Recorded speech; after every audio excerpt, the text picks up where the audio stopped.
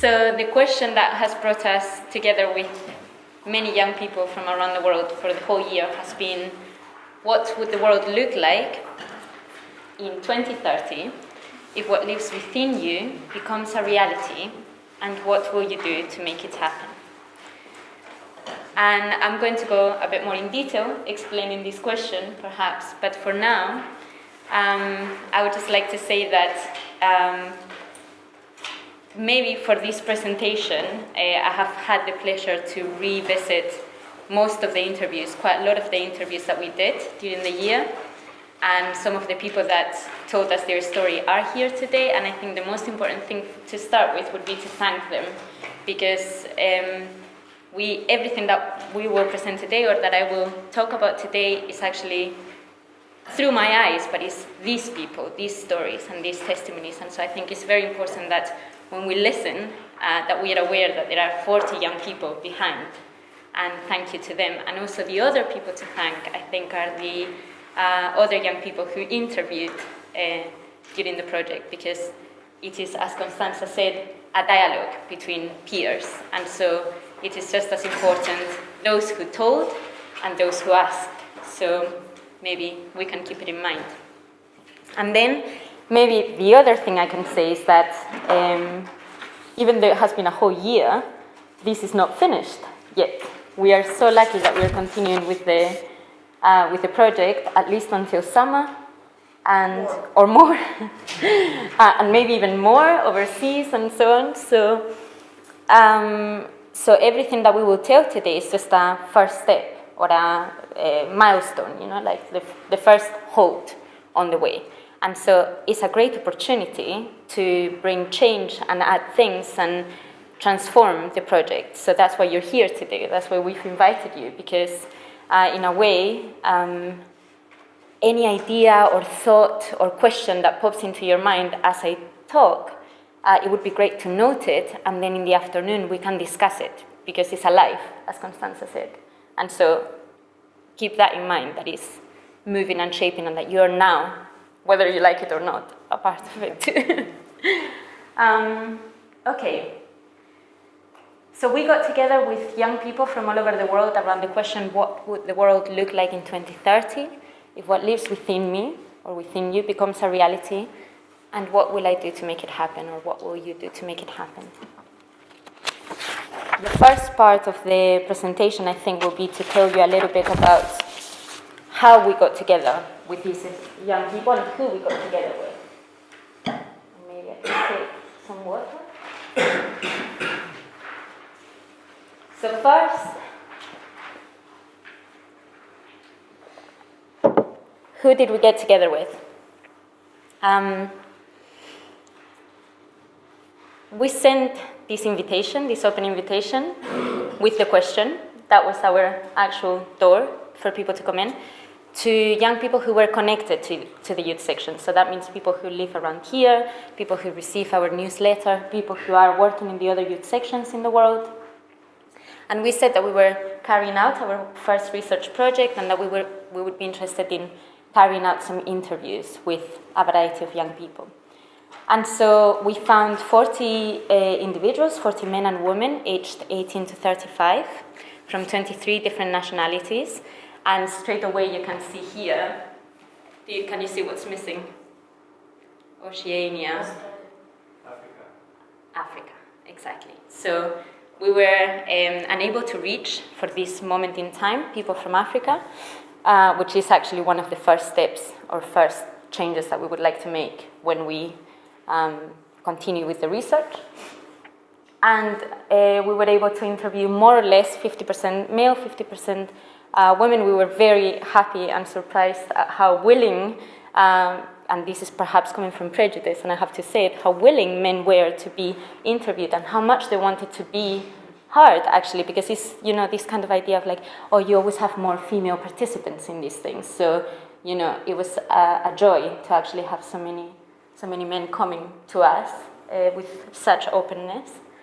And then we were lucky to count with the participation of one person who doesn't consider or doesn't identify with either female or male gender. So they have asked us to named them as non-binary, and this is also something that we would perhaps like to explore, the idea of gender diversity in the future, because it really does bring a complete different perspective and does enrichen the sample of study. And then the ages, of course, 18 to 35, and why these ages, right? Because this is a funny thing, like what is youth? When does youth start? When does it finish? Who are the young people we work with, and so on. And normally the youth section works with people from 16 years, 15, right? So like, for example, the International Students' Conference is coming up, and we have 15-year-old students organizing it, right? But we were actually searching for people who already were at a point in time where they could really reflect about past experiences, and who were already in that process of imagining the future. And I will talk a little bit about that more in detail in a minute. But that's why it was important to start maybe around the age of 18. You have finished school already, or are finishing, and you're about to take a big step. I think you would probably all agree that that tends to happen around that age. So 18 to 21, that was the first gap. Of course, we're working with the 7-year theory, developmental. You're all familiar with this? Rudolf Steiner brought these ideas around the 7-year changes that occur in the life of a human being, and then developmental psychologists and behavioral scientists working within anthroposophy developed it more.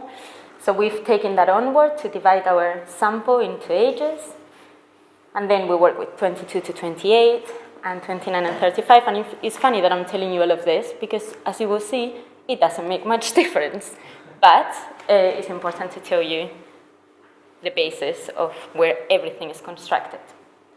Okay. And then another important aspect of the people who we will talk about today is their cultural and educational background. And as you can see, when we talk about their academic background, we are talking about young people who have had incredible access to education.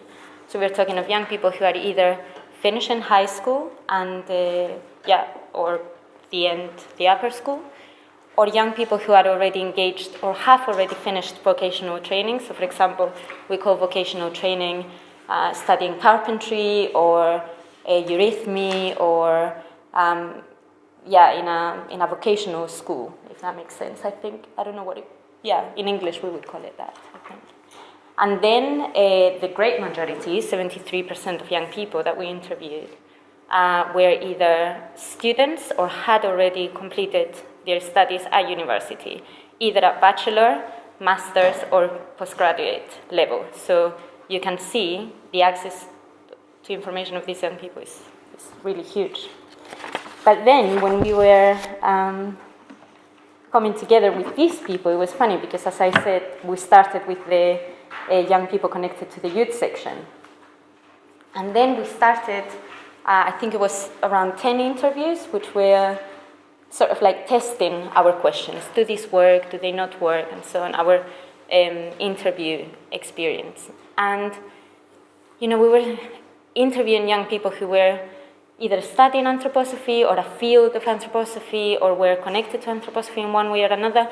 And I was just like, wow, they talk so much about the same. Like, I don't think we can continue like this, because we are getting what we call a saturated sample. So I had the feeling at the time that we were receiving very similar answers.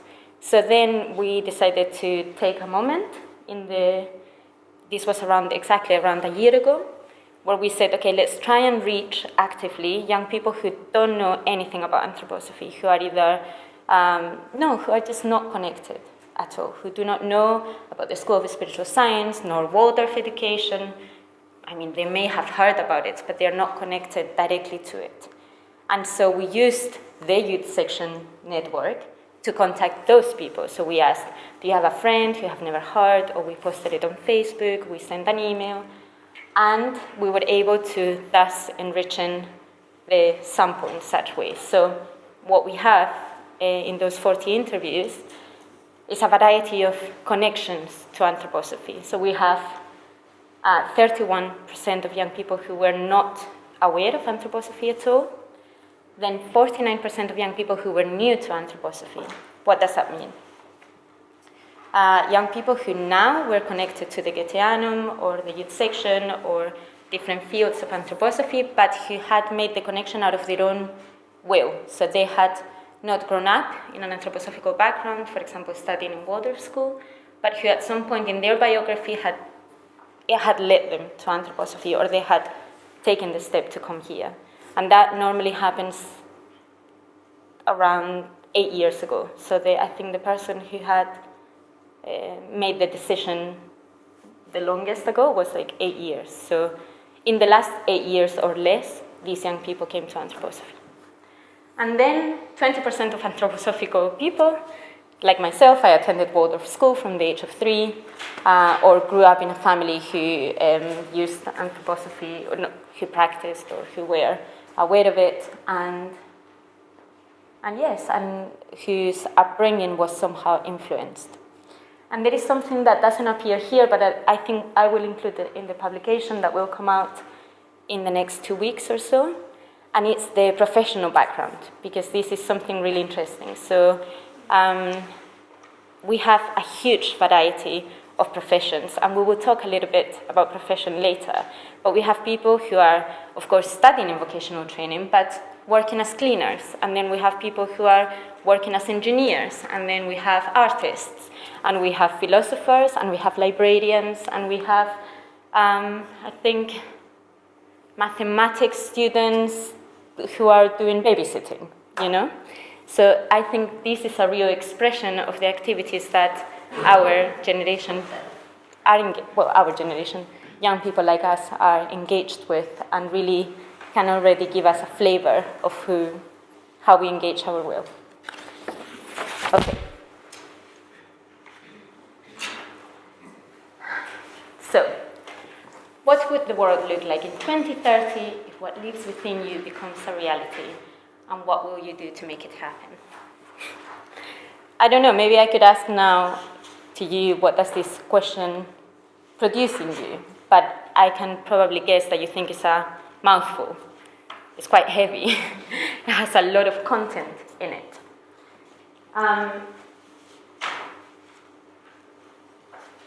Maybe I can explain something that I already explained in Becoming Human, which I think is very important to understand what we mean by frame question. One is the door through which we invite people to come, but it's also the frame out of which we look into the reality of youth, which is what we're looking for. Should I tell a little bit about how we came to it? Yeah. Okay, so what Constanza mentioned before, since 2016, we were looking for this question for the research. And at the beginning, we were thinking of the spirit of our times, how does it manifest through youth, and the reality of young people. So what is real for us? And I think it was in The Hague that this question was taken to, and it was a bit like, reality, like, what is the reality? How do we perceive reality? This is a bit too abstract. This is a bit like, doesn't really take us very far. But it was clear that there was an interest in understanding what actually constitutes the direct experience of the world for the young person. Like, what do I live, like, day by day in my daily life, inwardly and outwardly? What can I see around me? How do I respond inwardly to this experience, I think. So then, we stayed with the concept of reality. We wanted to explore that still, but we found a different way to explore it. And this actually happened in a funny way. I think Constanza went to Argentina, and they gathered around a very important lecture given by Steiner in 1924. It was in Breslau, I think. And in this, it wasn't a lecture, it was an address. Steiner is talking to the young people who want to engage in the youth movement and really want to define it, I think. And he proposes that they work on a question that he already sent on a poll in the Anthroposophical News at the time, the Wochenschrift or whatever. And the question was, imagine what the human world would be like in 1935. So he's asking in 1924. Imagine what the human world would look like in 1935 if your youthful wishes and desires become reality. And of course, you can imagine the group in Argentina just going like, oh, what? Right, like, stop, let's look at it. And then they really started to engage in study and conversation, and lots of really fresh ideas, I think, came out of it. And then Constanza just, comes back from Argentina, and she's sitting with us, and we are like finding out what she has experienced there. And then you brought it, and immediately, Joanna and I remember we were sitting in front of each other actually, and then it was just like, wow, what? Can you read it again? That kind of moment where you're like, there is something there. And then I think I said something, why don't we just do that one? Or you said, what about this one? Why don't we just ask that? But it was that moment where it was like, why is this question so special? Why does it resonate with us so much? And actually, when you take a closer look at it, it's just an amazing frame. The way in which it allows you to look at somebody is huge. Why? Because we can look at past, present, future, and in and out. Let's see if you can find it with me. What would the world, my world, and their world look like in 2030, future, if what lives within me, everything that I have brought from the past, everything that I've experienced so far, becomes reality, actual, and what am I going to do to make it happen? Like, that's like, boom, will in action, like everything aligned. And so, when you are sustaining this question in your being as you encounter another, you're really trying to see the person in so many angles, that you're really trying to get richness out of their discourse, I think. Okay. So that's pretty much what I said just now. It's a question that allows us to move in and move out, and move past and present and future, and sometimes past again. So it's very dynamic, and it allows us to really experience the being in fullness. But, this is important, sometimes the question itself is not, as important as how we ask it, How we ask the question is sometimes even more important than the question.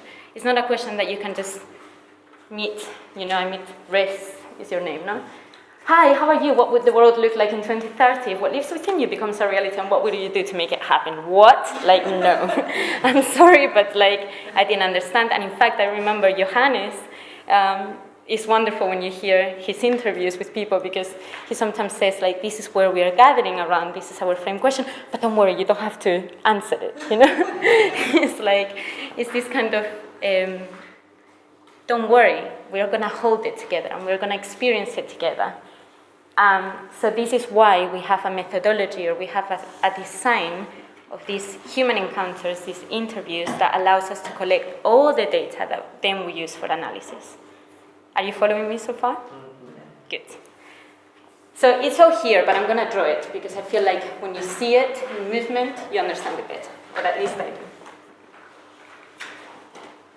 Okay, so as I said, we had a moment of designing the methodology around this question. We were asking ourselves, the first thing was, how can we ask this question in a way that, one, is meaningful, like we can actually receive content that makes sense, not just a ready-made answer, no? The world will look peaceful because what I desire is peace, and I will do it by signing up to Greenpeace. Okay, sure. So how can we do it in a way that we can really, really, really get an answer from the center of the being, from the true self, in a way? I wouldn't want to use it in that way, but maybe I will explain a bit better later. How can we get to a point where the young person can feel like they can really explore that question? That would be it. What I mean by meaningful. And two, in a way that is accessible, that is not a mouthful, that is easy to go through, and where the most important thing is the reflection process. It's not so much that I give an answer, but that I am facilitating a process of living with the question, I think. So when we were designing this, we did about 10 interviews where we were testing the experience, and then we were very happy to come up with this. But the idea goes like this. You ask someone to come and meet you for around an hour and a half, 2 hours sometimes. And you're going to take them through this process, which goes like this. And the first part, this introduction, remember that we are looking for the reality of youth, yeah? So in this moment, what we are asking them to do, and this is the same for everyone, or it should be the same for everyone, is an invitation, a universal question for everyone, but an invitation for them to introduce themselves, to present their reality to you. How does that actually look like? The interviewers do it differently, okay? Each of us found a way, but for example, the way I do it. You come to me and, okay, hi, thank you so much for participating in this project. I tell them a little bit about the youth section and what we are doing, and then the first question is not a question. It's an invitation for you to take me through a journey of your life so far. And you can start whatever you want, and you can tell me whatever you want about it. Point. Sometimes people panic, but what do you mean? Do you want me to tell you what I think, what I feel, my biography, where I come from, who I am, who am I? And then you say, as you like, let's see what comes out. But sometimes I describe it as, imagine that we were horse riding together through the journey of life, and you're riding the horse, and I'm sitting at your back, and you're taking me through a landscape. And in that landscape, sometimes I'm going to say to you, ooh, that looks really interesting, tell me more. But you're the one pointing at the reality for me. Does that make sense? Okay, where to start? And there we have an amazing moment. It's like how the young person starts to talk, how the being in front of you, doesn't matter if it's young or old, starts to talk to you. Already there's a whole world in that first sentence. I am Andrea, or I come from, maybe I tell you about what's happening to me now, or how everything started. Already where the young person starts to speak, they are unveiling themselves, because the word is the act of will of that being expressing themselves in the world. So, this introduction, it's vital that when we facilitate that space, we are in absolute quietness. So I think the thing that I'm most proud of was sustaining a person's introduction, a person's spontaneous discourse, we call it, for 1 hour and 20 minutes. Like 1 hour and 18 minutes, where I didn't interrupt them at all. I only encouraged them to continue. So things like, wow, great, and then, huh? What, say that again? Imagine, just for a second, because I think this is so important for the project, that when was the last time you were listened to without an interruption for 1 hour and 18 minutes? No, for 20 minutes in your life. Or when was the last time that you listened to another for that amount of time without interrupting them, Already there, something new happens for our world today. It's not very common. So I would say that this is perhaps the most important part of the whole interview, more important even than the question. So after we talk a little bit about who they are and they find a natural pause to come to, we start recapitulating over what they said. So for example, a young person talks to me a lot about their school and school years and what they left, and then I begin to engage in conversation with them about their education. What did you perceive? What did you feel? What did you see? What do you remember? We start deepening our knowledge according to what they have brought in their discourse. So it's not me projecting interest, but rather something which they have said has resonated in me as someone who connects with them, and then I want to know more. So it's still part of this spontaneous discourse, we could say, but already is tinted with something particular. So if I was interviewing Gaia, she would have talked to me about something different to Henrik. So this is an area where particular questions happen. And it's funny because sometimes the interviewees know each other and they say, but you didn't ask me that question, or that's an answer only to me. And it's like, yes, it's because I'm responding to you. So here we start with this dialogue between, well, I'm going to say it like Constanza, object and subject.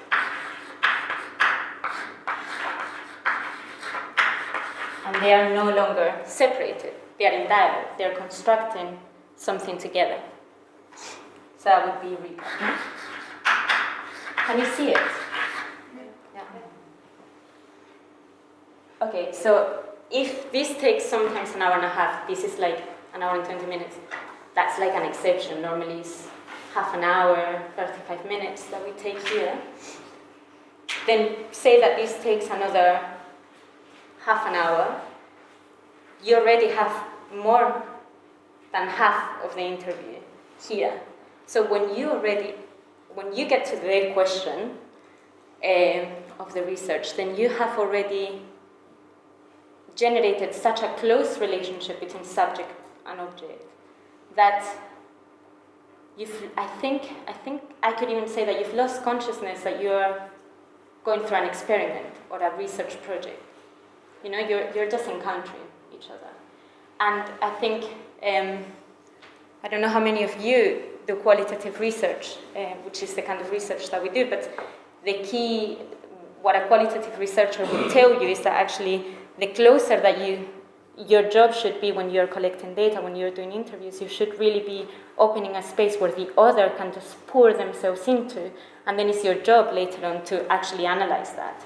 But that really, if you can really get close, and the other can express with honesty, with a sense of freedom, with a sense of no judgment in that moment, then you really can make the right judgment later when you analyze, because you have all the information necessary for that. So when we get to here, we have already mastered this sense of encounter, I think, after 1 hour and something.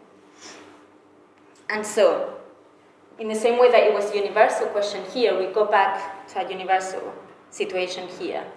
And normally, when we get to this point, this is the present.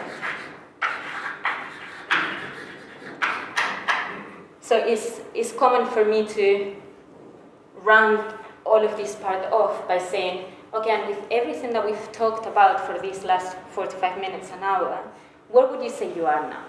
And then there's a moment, and we will talk a little bit about that later, there's a moment when normally we talk about where I am now, or what I feel the present is like now, or, you know?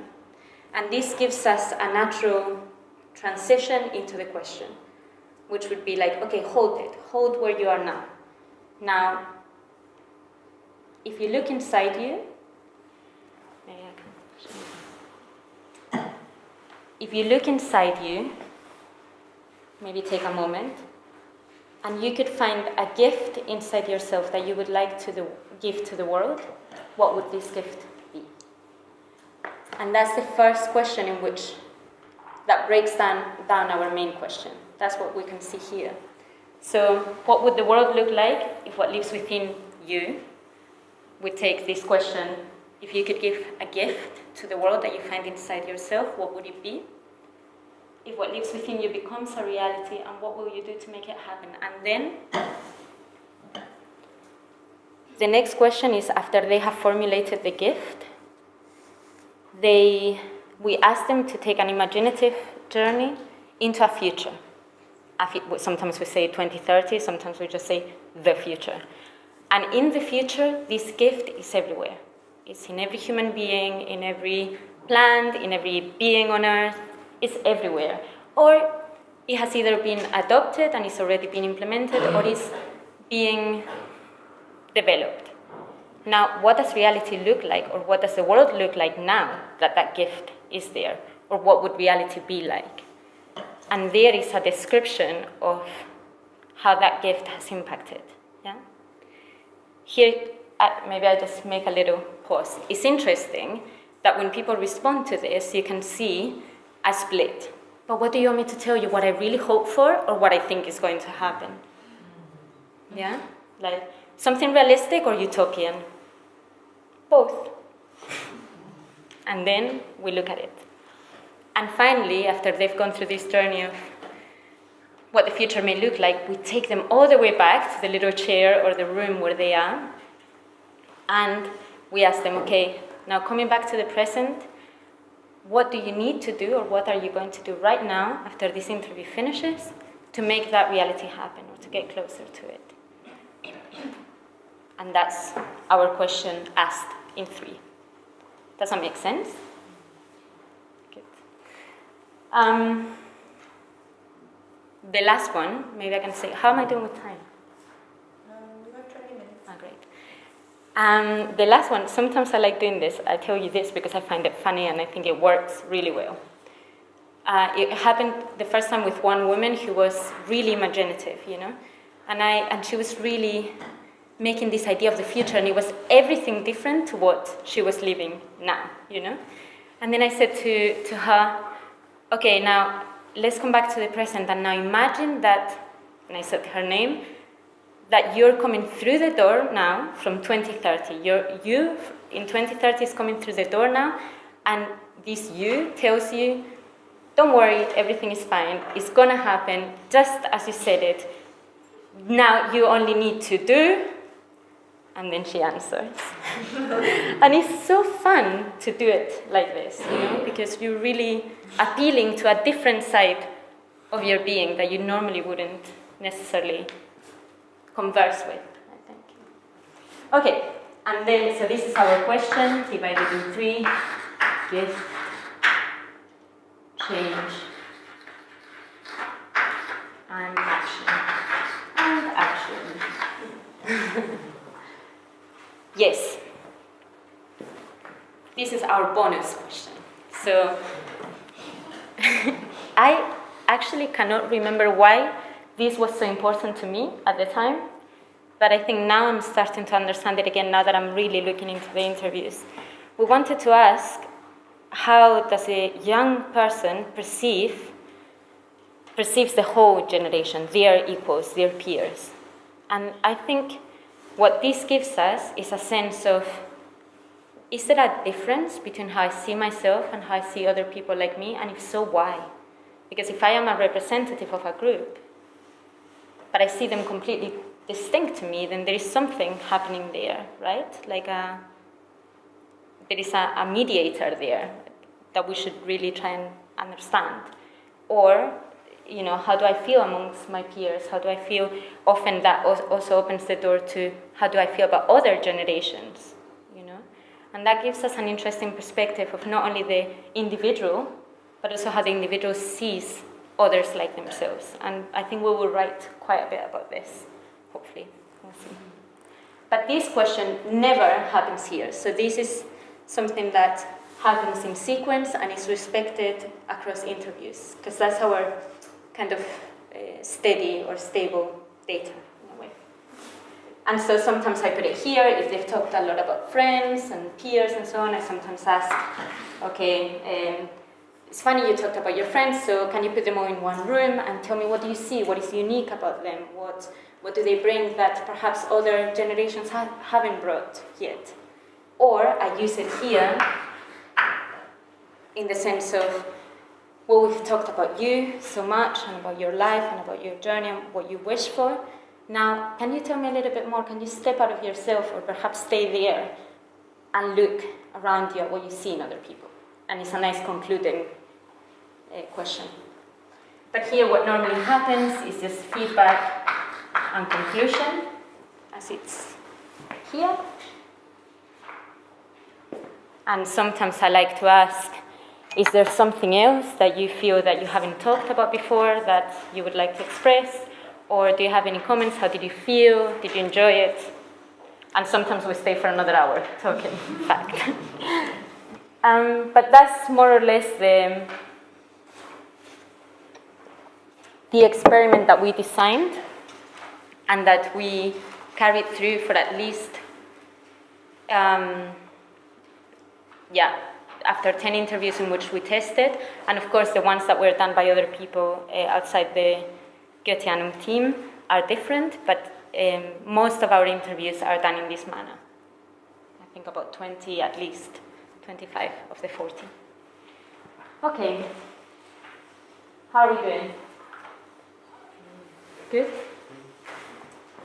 So, where do we stand now? We have 75 hours of recorded material. It's amazing, really. I'm actually a bit scared because most of it is on my laptop. So if something happens to it, that's it. But we have 75 hours of recorded material, so I think I said it already. Like on average, the interviews are 2 hours. I think the longest one is by Jana. 3 hours. 3 hours, yeah. So you can imagine 40 people and so on. Now, out of those 40 interviews or those 75 hours, 10% we cannot use for analysis. Why? One got lost, a couple of them were done by another young person and they didn't really follow the methodology. It was a great sort of data to input, but we cannot really use it for consistency reasons and so on.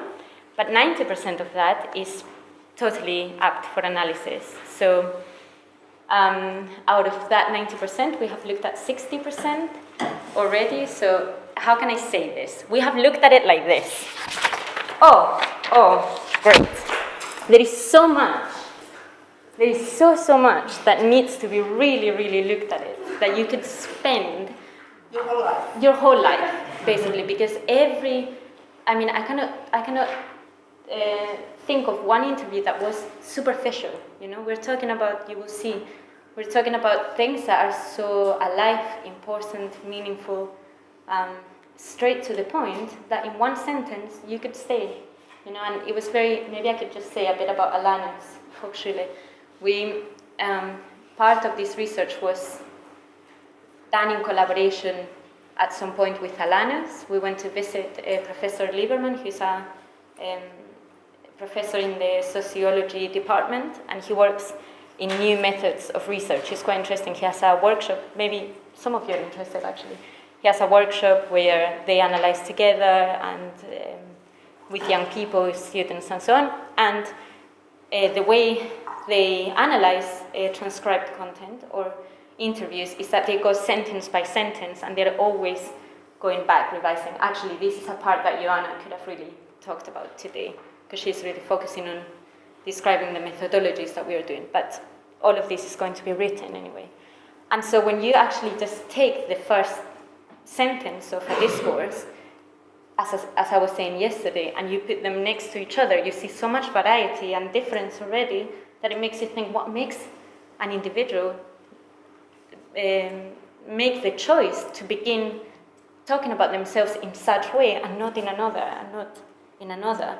So already there we have an expression that is so important and could be really looked into, that you could get lost for, not lost, but you could get found, but like, yeah. So 60% has been revised, evaluated, you know? And that's why if an analysis process is divided in 3 parts, and one is seeing, one is understanding, and one is finally arriving at conclusions and forming new theories, then we are at seeing.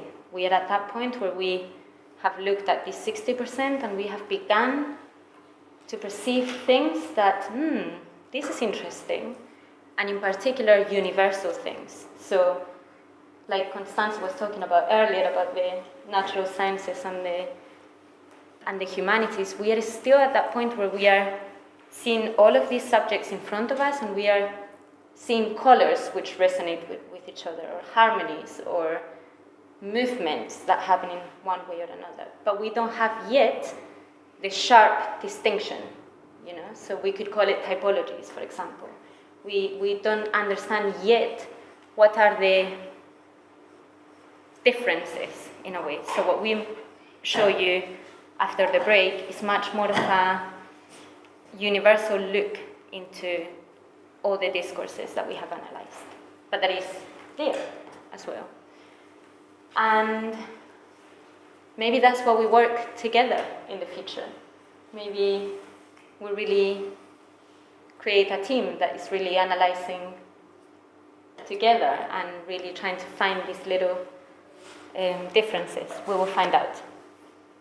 And so, just to close this part, I should say about language. This is very important because everything that we are finding or presenting or talking about is based on what young people say. And all of the interviews were done in English, Spanish, and German. Those that were done in German and English were not German and English, not always by native speakers, which means that it's just difficult because, of course, you don't have a command where you're really expressing yourself in your mother tongue. So some concepts, some ideas, you have to translate them. Already translating them into language is difficult. Imagine translating them to a language. I think most of us here are not even speaking our native language just now. So that's something to take into consideration, that even though we're doing textual analysis, we're analyzing verbatims, we're analyzing words, these words already have a disconnection in them. Nevertheless, we never interpret what the young person says. We never go, I look at the interview and I think what she meant here was this. No. It is what they say that gives me the basis for my analysis. And yeah, that's important to say. And then, when I quote in the next part some people, please understand that I'm not a professional translator, and so sometimes the grammar is a bit funny. And so, for example, the interviews from Spanish to English can have, maybe if you stay, you can help me fix that a little bit. Yeah, sometimes they are not perfect. And also that, because I should say every interview gets transcribed, and they are transcribed verbatim, so that means every little yes, and then and so on. This is huge work.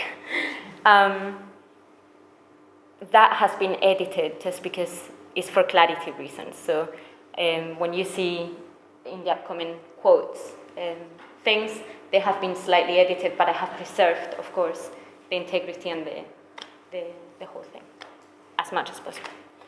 Okay, that's it for methodology.